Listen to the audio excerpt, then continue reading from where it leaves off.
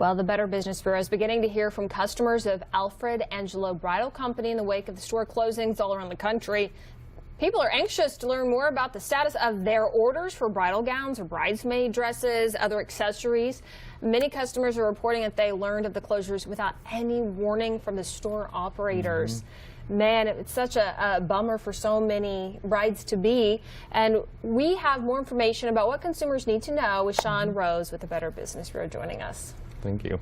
Yeah. Thanks for coming in, talking about wedding gowns. Absolutely. It's one of my specialties. I'm sure. So, yeah, this just happened all of a sudden. I mean, and there was a store here in Oklahoma City. So tell us a little bit about what these customers can do now that the store closed. They don't have their dress. Right. Yeah. So, I mean, the big thing is Alfred Angelo actually has been ironically very public about where you can go and what you can do. Our Better Business Bureau network has been keeping up to date with this, and since the company's headquartered in Florida, one of the BBBs out of Florida we've been working with and referring complaints and phone calls to. But they have gone through bankruptcy proceedings. They've appointed a trustee, and they have a email address and contact info for that trustee for people to reach out to. Where do you find that?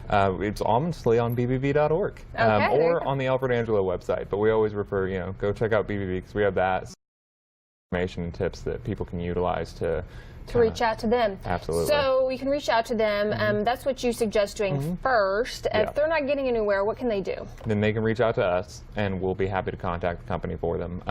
A big thing that they want to do, if they don't have their dress at all and they're not getting any response, contact your credit card company and look at maybe getting a charge back, because that's going to be the first thing you can do to protect yourself. The other thing is that some people are reaching out to the third-party retailers. So if Alfred Angelo was selling a certain type of brand of dress, and that could be beneficial in some ways, but you really want to look at revisiting, do I charge back? Can I contact that local store? Are they letting people in? Some of the stores were letting people in the first 2 days and making appointments for people to come pick it up later. But you always want to make sure that you're trying to reach out to the company or have us reach out for you.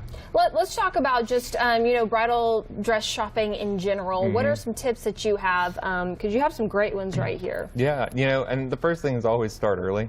A lot of people don't really realize how long it takes. It's amazing. I bought my dress at the end of December, and it just came in like June. Yeah. So yeah, 6 to 9 months. That could be the thing. A lot of places, they'll ask for a deposit for a dress up front, and that's totally understandable. Maybe we recommend never going past 50%. Yeah. And that's going to be the thing, is you want to make sure that you're looking at how much the deposit is, what the timeline is, what the refund and return policy is. And the big thing that a lot of brides are finding out, unfortunately, is not storing the dress at the store.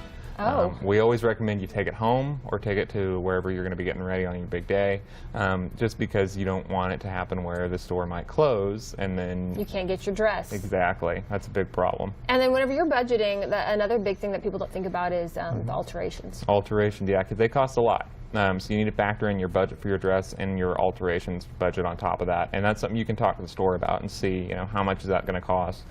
Maybe dress at one place and take it to another place to have alterations done, which is totally fine, but make sure that you're communicating ahead of time and getting all those prices.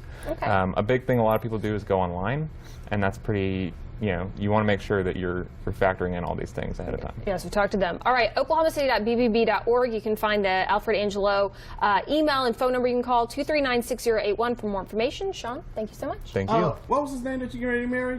His name was Rico. He wore a diamond. He was a Guys.